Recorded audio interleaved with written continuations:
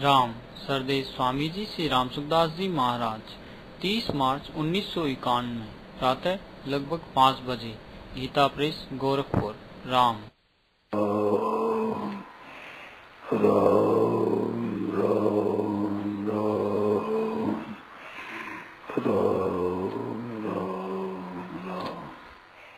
नारायण नारायण नारायण नारायण नारायण।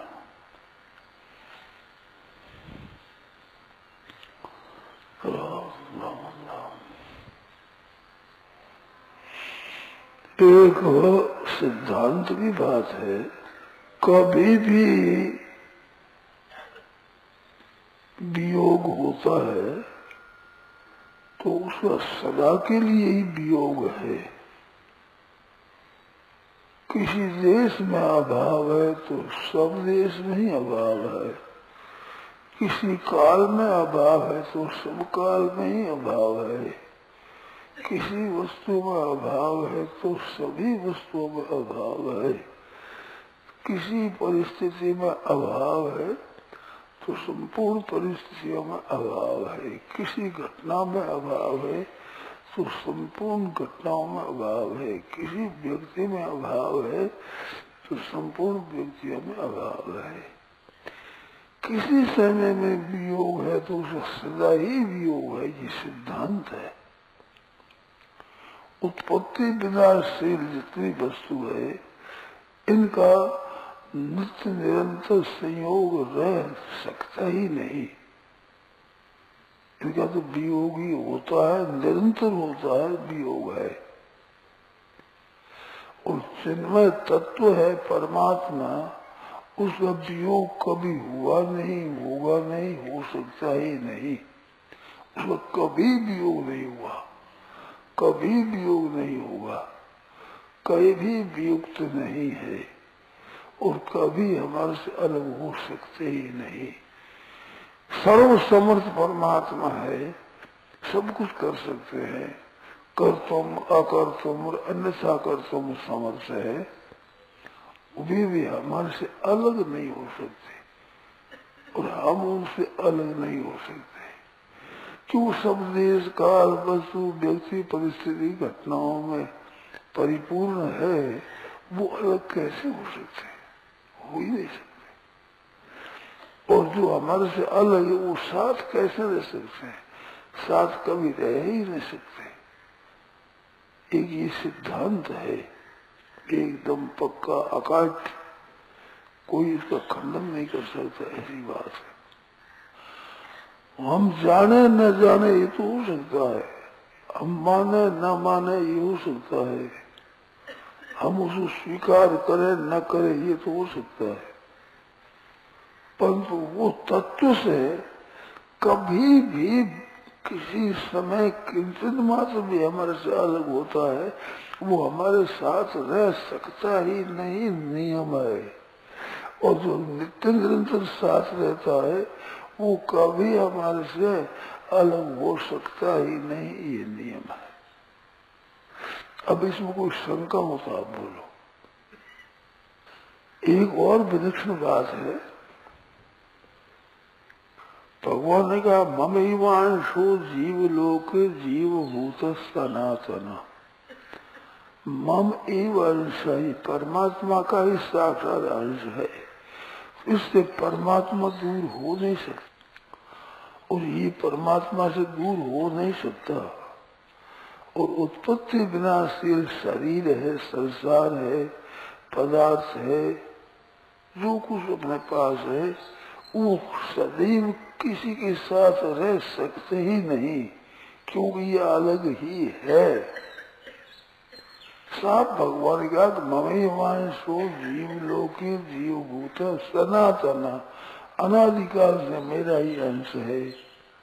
और मनस्य स्थाने इंद्रियाणी प्रकृति स्थाने, मन छठा देश में ये इंद्रिया ये प्रकृति स्थानी, प्रकृति में स्थित रहने वाले हैं, ये प्रकृति में स्थित रहने वाले हैं। प्रकृति में पुरुषम चाहे वो विद्यनादि उभाव भी, प्रकृति और पुरुष दोनों अनादि है, अनादि होते हुए भी प्रकृति पुरुष के साथ और पुरुष प्रकृति के साथ नित्य निरंतर रह सकते ही नहीं, क्यों? प्रकृति हरदम बदलती है और परमात्मा तत्व चेतन तत्व कभी बदलता नहीं, कभी परिवर्तन उसमें होता नहीं। वो है ज्यों का त्यों रहता है, उसमें कभी परिवर्तन नहीं होता। तो उसको भगवान ने अपना अंश बसाया और मनुष्य स्थान इंद्रिया को प्रकृति स्थानीय प्रकृति में स्थित बसाए। इसमें एक विलक्षण बात निकलती है कि ये परमात्मा का अंश है और परमात्मा में ही स्थित है, और मनुष्य स्थान ये प्रकृति के अंश है और प्रकृति में ही स्थित है। विलक्षण बात क्या हुई कि ये चेतन है, ये स्वतंत्र है, जड़ है, ये स्वतंत्र नहीं है, ये चिन्मय तत्व के पराधीन है। पर चिन्मय तत्व वो जड़ के पराधीन नहीं, अधीन नहीं है। तो अधीन न होने से ये विमुख हो सकता है। मनुष्य स्थान इंद्रिया प्रकृति स्थानी कहा, मम्मी वास का मत स्थानी नहीं कहा, मत स्थानी है, मेरे में रहने वाला नहीं है। तो मत स्थानी न कहने का मतलब कि जीव स्वतंत्र है, चेतन है, इस वास्ते ये परमात्मा से विमुख हो सकता है। मनुष्य स्थान इंद्रिया है, ये प्रकृति से विमुख हो नहीं सकते, अलग जा ही नहीं सकते, इनमें सामर्थ्य नहीं है। ये जड़ के साथ एक रहेंगे ही। तो ये तो इतना है कि अपने कारण से अलग होते ही नहीं, और ये स्वयं अपने अंश से अलग हो जाता है। तो अलग होता नहीं है, विमुख होता है। विमुख होने से अलग मालूम देता है। इसलिए सन्मुख हो जीव मोहि जब ही जन्म कोटि अविनाश ही तब ही, जब ये सन्मुख हो जाए तभी करोड़ों जन्मों के पाप इसमें नष्ट हो जाते हैं। और सम्मुख नहीं होता है तब तक जन्मता मरता दुख पाता रहता है। तो जीव की केवल विमुखता है। ये क्या है? ध्यान दें, ये इसकी स्वतंत्रता का महान दुरुपयोग है। चेतन जड़ के अधीन नहीं है, स्वतंत्र है। तो स्वतंत्र हुआ तो अपने खास अंश से विमुख हो गया। इस वास्ते मम्मी वारिस भी जो मत्सर नहीं कहा है, मेरे में स्थित ऐसा नहीं कहा, तो विमुख हो गया। विमुख हो गया, इस कारण से इसको सन्मुख होने की आवश्यकता है। प्रकृति को और प्रकृति के कार्य को चेतन से अलग होने की और जड़ के साथ एक होने की जिम्मेवारी नहीं है, क्योंकि जड़ कभी प्रकृति से अलग हुआ ही नहीं, शरीर साथ रहता है। पर चिन्मय तत्व है, ये प्रकृति के साथ एक नहीं हुआ, कभी नहीं हुआ है, ये अपने को मान लेता है। आप प्रत्यक्ष देखो, ध्यान देकर देखना प्रत्यक्ष बात, कि बालकपन में अपने को कहते मैं बालक हूँ, मैं बच्चा हूँ, तो आप स्वयं बच्चों के साथ एकता हो गए थे, एक। वही आप कहने लगते हैं मैं बच्चा नहीं हूँ, मैं जवान हूँ, और फिर कहने लगे मैं बुढ़ा हूँ। तो मैं तो एक ही रहा, वो मैं बच्चा और जवान और बुढ़ा न्यारे हुए। कभी रोगी हूँ, कभी निरोगी हूँ, कभी धनी हूँ, कभी निर्धन हूँ, कभी समझदार हूँ, कभी मूर्ख हूँ। तरह तरह के आप धारण करते हो, तो आप बदलते रहते हो। कब तक बदलते हो? कि जब तक उस असली जिसके अंश हो उसको जब तक प्राप्त नहीं होंगे तब तक बदलते ही रहेंगे, कभी एक हो ही नहीं सकते। और उस तत्व में पहुंचने के बाद यदि न निवर्तन थे तो धाम पर जिसकी प्राप्ति होने के बाद फिर लौट कर नहीं आता, वो परम धाम है मेरा। अब उसकी प्राप्ति लौट कर नहीं आता तो वो कैसा है? वो कोई दूर है ऐसी बात नहीं है, बहुत नजीक से नजीक है। एकदम नजदीक है। तो इस वास्ते वो गच्छन्ति अपनरावृत्ति, भगवान ने गच्छन्ति कहा, जाता तो है पर अपनरावृत्ति को जाता है, पुनर्लौटने वाली वृत्ति को नहीं जाता है। तो शरीर के रहते हुए ही परमात्मा को प्राप्त हो जाते हैं, फिर उनसे अलग कभी हो सकते ही नहीं। क्यों? कि अलग थे नहीं, अलग है नहीं, अलग हो नहीं सकते, होंगे नहीं और अलग हो सकते नहीं। इस बात से परमात्मा के साथ हरदम हम हैं, संसार के साथ हम कभी एक हुए ही नहीं, होंगे ही नहीं, है ही नहीं और कभी एक हो ही नहीं सकते। तो जो हरदम अपने साथ में नहीं रहता है वो हमारा नहीं है। ये एक मान लेनी चाहिए बात कि धन हो, संपत्ति हो, वैभव हो, घर हो, जमीन जायदाद, रुपये पैसे, जो कुछ है ये हरदम हमारे साथ नहीं रह सकते। हम इसके साथ हरदम नहीं रह सकते। तो इनके साथ रहने का जो मोह करना है यही बड़ी भारी भूल है और यही दुखों का कारण है। साथ रह तो सकेंगे नहीं और चाहेंगे साथ रह जाए, फिर मन चाही बात होगी नहीं और नहीं चाहने वाली बात हो जाएगी। साथ रहना चाहते हैं, साथ रहना होगा नहीं, और वियोग नहीं चाहते हैं वो वियोग होगा। तो चाहते हैं वो नहीं होगा, नहीं चाहते वो होगा। इसका नाम ही दुख है, इसका नाम ही संताप है और ये जल्द कभी मिटने की है नहीं। कब तक? जब तक जड़ के साथ हम रहना चाहते हैं और परमात्मा साथ एक होना नहीं चाहते, तब तक ये झंझट, ये दुख मिटेगा नहीं। वो मिटाना तो आज ही मिटा दो कि भाई जो हमारे से अलग होते हैं, कभी अलग होते हैं तो सदा के लिए अलग है, ये पक्का हृदय में विचार कर ले कि ये हमारे साथ रहने वाले नहीं। तो प्रकृति के जितने कार्य हैं सब के सब अलग होने वाले हैं, अलग हो रहे हैं। और परमात्मा तत्व के साथ हमारी एकता है, उससे हम अलग नहीं हो सकते, वो हमारे से कभी अलग हो सकते नहीं। वो खास हमारे हैं, अपने हैं, अपना केवल परमात्मा और कोई अपना नहीं है। वो चाहे आज दिखे चाहे न दिखे, उसको हम माने चाहे न माने, उसको हम जाने चाहे न जाने, चाहे उसको स्वीकार करें चाहे स्वीकार न करें, उसमें कोई फर्क नहीं पड़ता, वो साथ रहेगा।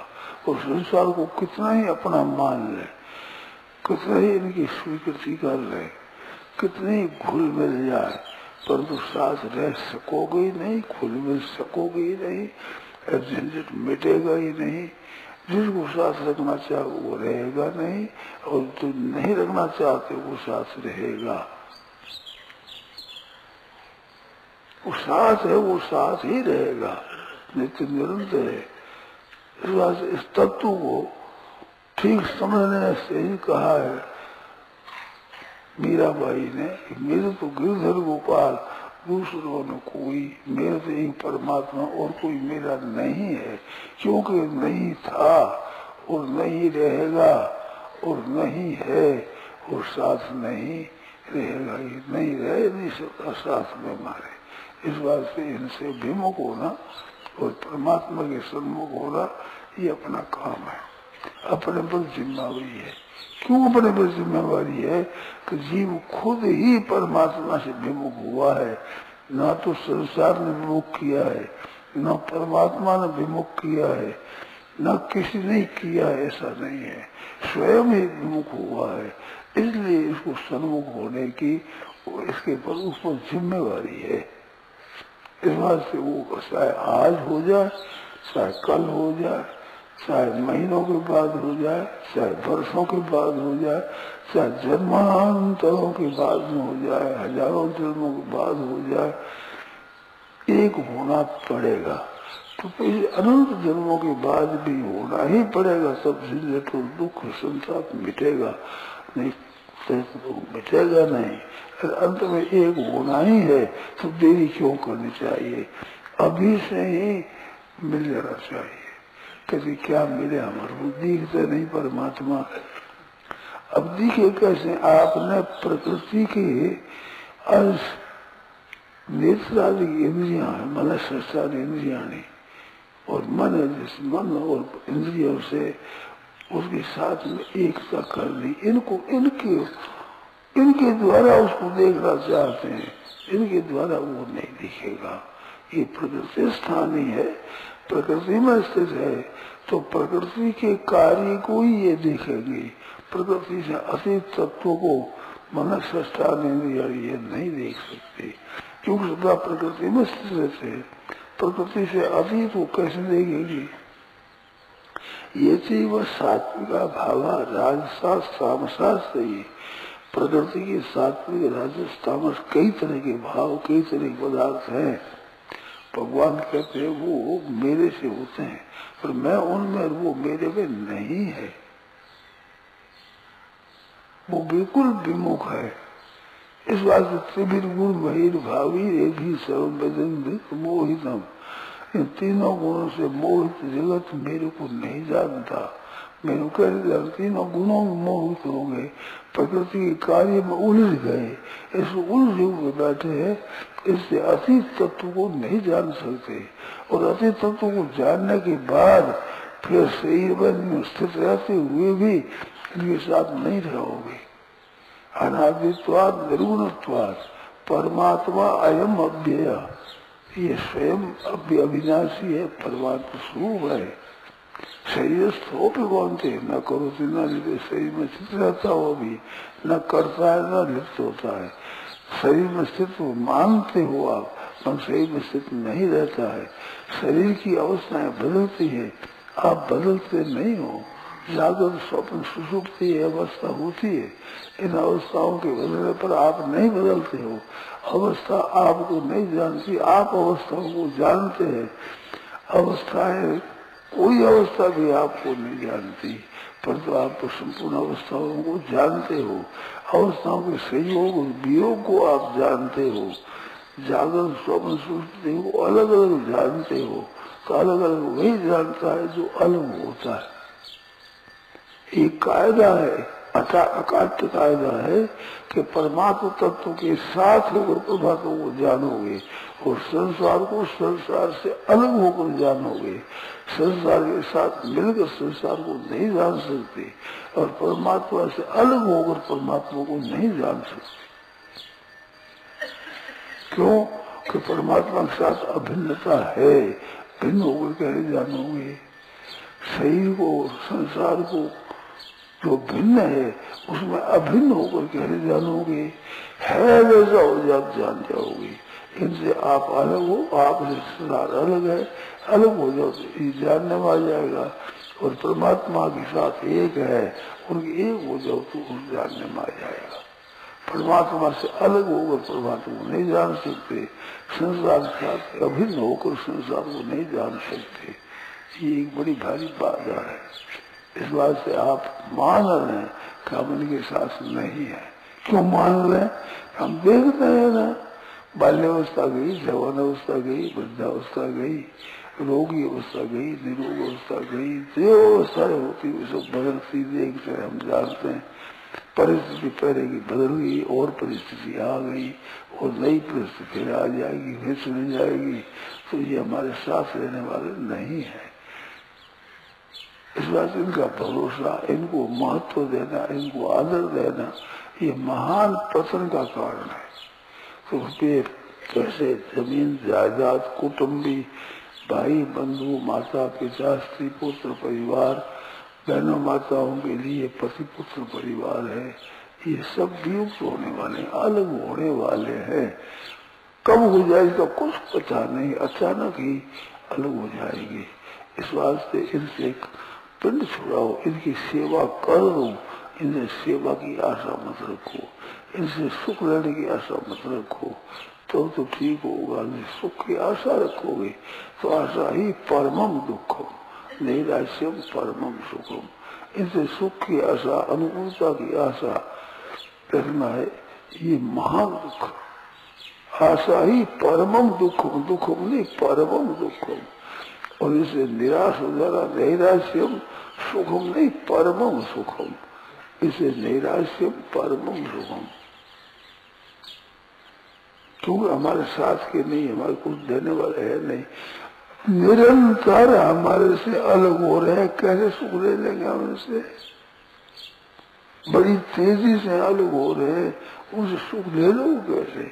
कभी जो सुख लेने की वृत्ति होती है, सुख लेना प्रतीत होता है, उस समय ये निरंतर अलग होते हैं, ये बात ख्याल में नहीं रहती है।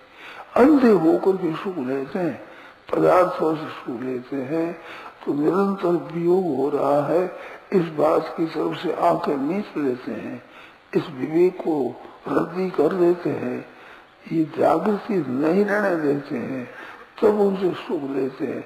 अगर ये जागृति बनी रहे, जो कि वास्तव में है, वास्तव अलग हो रहे हैं, तो इनसे सुख ले नहीं सकते, कभी भी कोई भी ले नहीं सकता। इस वास्ते जो इनको जानते हैं ठीक तरह से, वो कभी इन सुख में लुब्ध नहीं होते, इस सुख में कभी फंसते नहीं। वो जानते हैं कि सुख है कहाँ, ये तो निरंतर हमारे से अलग हो रहा है, संयोग जन सुख कैसे ले? इस बात गीता ने कहा, यही संस्पर्श जाग होगा, समुद्र भोग है, वे सब दुखों के कारण है। आदि और अंत वाले हैं, पहले संयोग संस्पर्श था नहीं, फिर संस्पर्श रहेगा नहीं, तो आदि अंत वाले हैं। न तेषु रमते बुधा, बुद्ध जो विवेकी है, ठीक तरह से जानने वाला है, सत असत को जानने वाला, वो इसमें रमण नहीं करता, इसमें सुख नहीं लेता, क्योंकि सांस लेने वाला है ही नहीं, कैसे सुख लिया जाए। अविवेकी इसमें सांस मान करके और सुख लेता, ये बात है। अब इसमें कोई शंका हो आपके मन में, वो करो, कोई संदेह हो तो मिटा लो। मेरे विचार में जिसे प्रकृति कहते हैं उसी को पुरुष कहते हैं, ऐसा क्या? ना, ये नहीं है। क्योंकि महाराज जी क्षर को प्रकृति, मेरे विचार से मैंने जैसे समझा है, क्षर को प्रकृति और अक्षर को पुरुष कहते हैं, परंतु परमात्मा तो क्षर और अक्षर से दोनों ही से अतीत, अक्षरातीत कहे जाते हैं। हाँ, ये बात ठीक है। तो इसको अतीत कहते हो ना, इस वास्ते प्रकृति रूप पुरुष कैसे हुआ? क्योंकि महाराज जी रूपे के दोनों ही पक्षों को देखने से रूपे का ही ज्ञान होता है। क्षर वस्तु का आधार तो अक्षर और अक्षर वस्तु का आधार क्षर ही है। देखो ध्यान रखो, बैठे बैठे ज्यादा बात मत बोलो, बात बोलो मत, पतेगी। आधार होता है, आधेय होता है, ये दो होते हैं, एक नहीं होते। जमीन और मैं, तख्ता और मैं, ये दो है। हम इसकी अधीन है, वो आधार है, हम आधेय है, ये दो नहीं होते। इस तरह प्रकृति और पुरुष है, उसमें प्रकृति है, उससे अतीत तत्व है, तो प्रकृति नहीं है, प्रकृति रूप नहीं है, प्रकृति आश्रित है, ये पुरुष उसके आश्रित नहीं है, आश्रित मान लेता है। इस बात में प्रकृति पुरुष एक नहीं है। साफ गीता ने कहा, प्रकृति पुरुषम चैव विधि अनादि उभौ अपि, दोनों अनादि है, दोनों ओहो अपि अनादि, दोनों अनादि। इस बात ये एक नहीं है, एक हो ही नहीं सकते।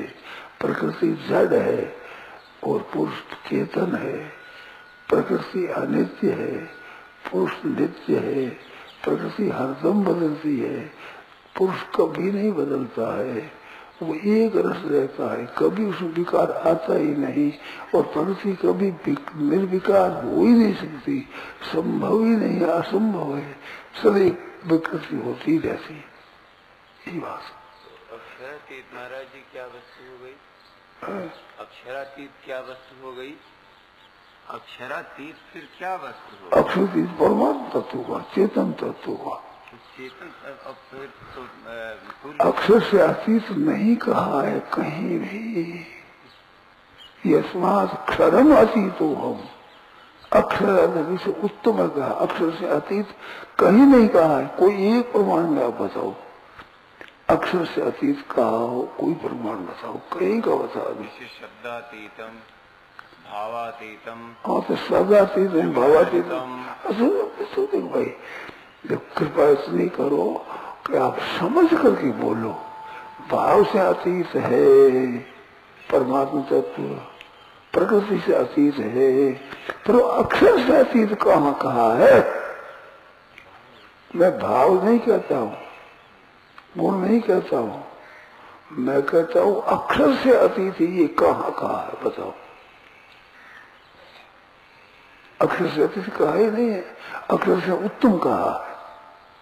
यस्मात् क्षरम अतीतो अहम अक्षरादपि उत्तम। अगर देही की बात कहते तो अक्षर अक्षर दोष से उत्तम कह देते, अथवा अक्षर अक्षर दोष से अतीत कह देते। क्षरम अतीत, अक्षर से अतीत, तो अक्षर से अतीत नहीं कहा है, कहीं नहीं कहा। मैं जोर से कह रहा हूँ इतने आदमियों में, तुम एक भी प्रमाण लाकर बताओ कि अक्षर से अतीत है परमात्मा। प्रकृति पुरुष एक नहीं है, विधि अनादि उभो अभी गया, दो शब्द का साफ उभो अभी। क्या कहते हैं सुना नहीं थे, क्या क्या कहते हैं आप बोलते वही बोलते। हाँ ठीक है, ठीक है। देखो मैंने अतीत की बात छेड़ी नहीं, अब मेरी बात मत छेड़ो। मैंने कहा है उसमें शंका करो। मैंने जो कहा है कि ये विनाशी है अविनाशी है, ये चेतन है जड़ है, इसमें शंका हो कहो।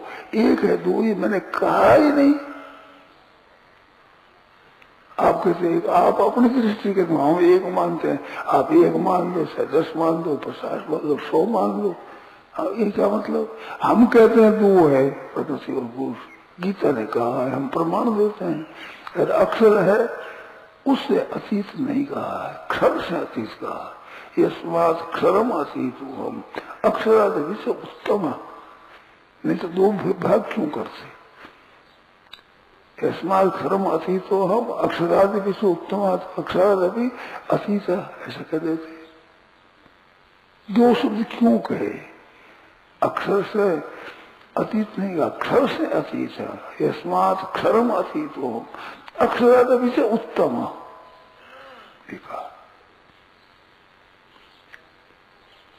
तो मेरा मतलब क्षर जो नाशवान है, ये आपका शरीर उस रूप से नहीं रहा, आपकी परिस्थिति उस रूप से नहीं रही, आपका देश उस रूप से साथ नहीं रहा, समय आपके साथ नहीं रहा, तो अब साथ में कौन रहेगा?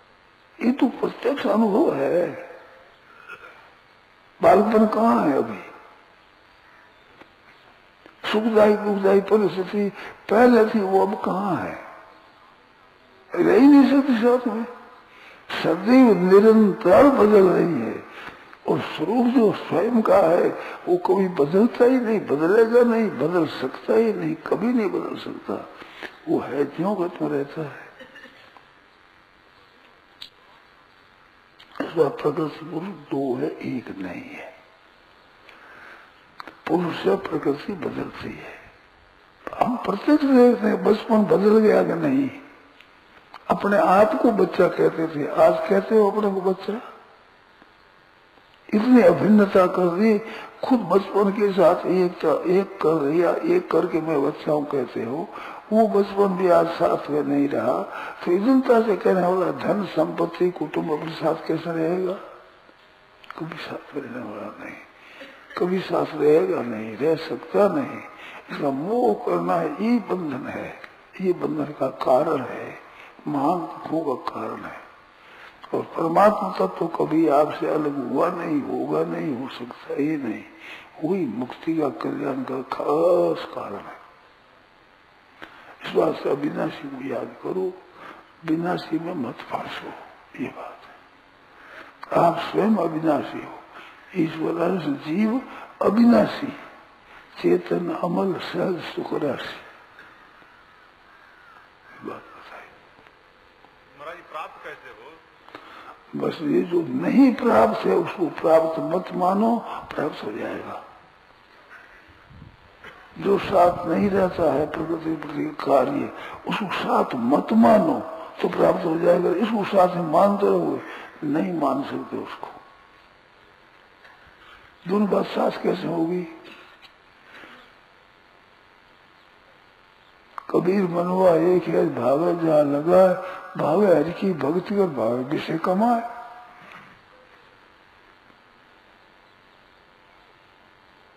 नाशवान को अपने साथ मानते, अपने सामने देखते हैं कि बदलता है, नाश हो जाता है और वियोग होगा, ये जानते हैं, फिर भी उससे वियोग नहीं करते हैं, ये बाधा है। जानते हैं और मानते नहीं, कहते हैं और मानते नहीं, ये बाधा है। जो कहते हो, जो जानते हो, तो मान लो, वैसे प्राप्ति हो जाएगी। क्योंकि उसकी अप्राप्ति हुई नहीं कभी, अप्राप्ति हो सकते नहीं, संभव नहीं है। नहीं प्राप्त है, उसको प्राप्त मान लेना है, यही बाधा है। उसको प्राप्त मान लिया, महत्व दे दिया, रुपये पैसों को महत्व दे दिया, मान बढ़ाई को महत्व दे दिया, सांसारिक भोगों को महत्व दे दिया, ये अपने महत्व दिया है, यही गलती है बड़ी भारी। इसको दूर कर लो, प्राप्त हो जाएगी। करके देख लो, अरे आपने कर दिया ठीक तो नहीं हो तो कान पकड़ा मेरा के हमने दूर कर दिया है, तो प्राप्ति नहीं हुई, हो ही नहीं सकता है कभी। भाई केवल महत्व नहीं देने से काम हो जाएगा ना? बिल्कुल महत्व न देने से अलग हो जाओगे, बिल्कुल अलग हो जाओगे। महत्व देने से ही साथ चिपके होगा, चिपके तो हो नहीं। मैं रुपया नहीं लूंगा, छोड़ दिया, तो रुपयों से अलग हो सकता हूँ? तो रुपयों से अलग नहीं, रुपया तो है मेरा और शरीर हूं मैं। एक मन 30 शेर है और टट्टी जा रहा है, तो एक मन 29 शेर हुआ, तो 29 तो अध शेर हमने त्याग कर दिया। मेरे में से नहीं, मैं में से एक हो जाता है कि पीछे उस मेले के साथ एक हो जाओगे, कैसे हो सकते हो? तो मेरेपन के साथ क्या मैंपन के साथ में नहीं रह सकते हो, है नहीं साथ में, कैसे रहोगे?